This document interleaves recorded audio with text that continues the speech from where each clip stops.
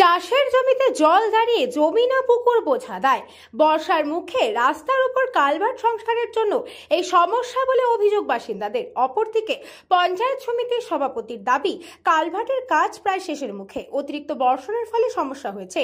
জানা গিয়েছে, কয়েক মাস আগে প্রধানমন্ত্রী গ্রাম সড়ক যোজনা প্রকল্পের রানীবাঁধে রুদ্রা থেকে ঢড়িবেড়া মোড় পর্যন্ত প্রায় 6 কিলোমিটার রাস্তা তৈরির কাজ শুরু হয়। ওই পিচ রাস্তা তৈরির কাজের মধ্যে বনগোড়া গ্রাম লাগোয়া এলাকায় একটি কালভার্ট নির্মাণ করা হচ্ছে। বাসিন্দাদের অভিযোগ, রাস্তা তৈরির কাজ ঢিমে তালে হওয়ায় বর্ষার মুখে প্রকল্পের কাজ শুরু হওয়ায় এই কালভার্ট দিয়ে জল যাতায়াত বন্ধের জেরে রাস্তা সহ কয়েক বিঘা জমি জলের তলায়, যার জেরে ভোগান্তির শিকার স্থানীয় মানুষজন থেকে এলাকার চাষিরা। কয়েক মাস আগে কাজ শুরু হলেও খুব ঢিমে তালে কাজ চলছে বলে অভিযোগ স্থানীয়দের।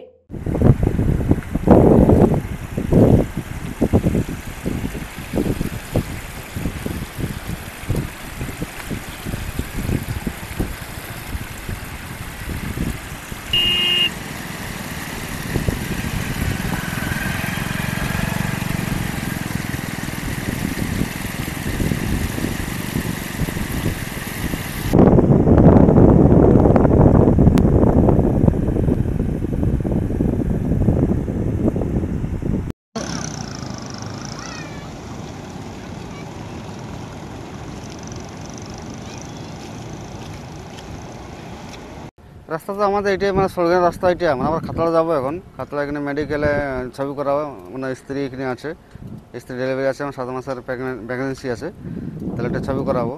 তো রাস্তাতে যাওয়া নয়, তাহলে আমাদের সরকারি রাস্তা এটাই প্রেফার করবো। যে আসে দেখলাম যে এখানে মানে ওভার হয়ে জল যাচ্ছে, মানে ওই রাস্তার ওভার জল যাচ্ছে, হ্যাঁ, ওষুধের মাধ্যমে প্যারেন্ট যাচ্ছে।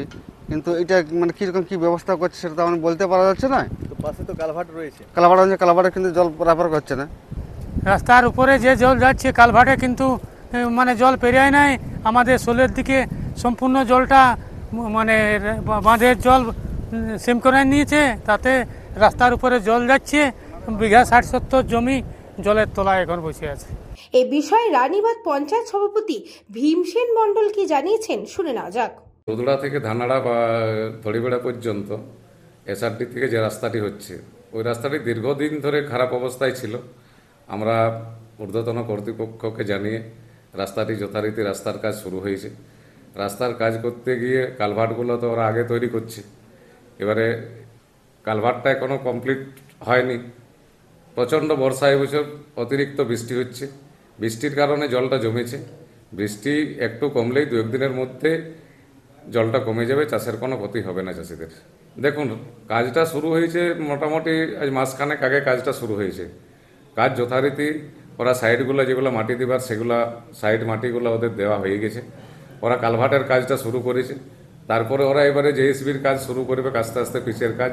মোটামুটি আমরা মানে যেটুকু খবর আমাদের কাছে আছে, নভেম্বরের মধ্যে ওরা রাস্তাগুলোকে কমপ্লিট দেওয়ার জন্য বলা হয়েছে ওনাদেরকে।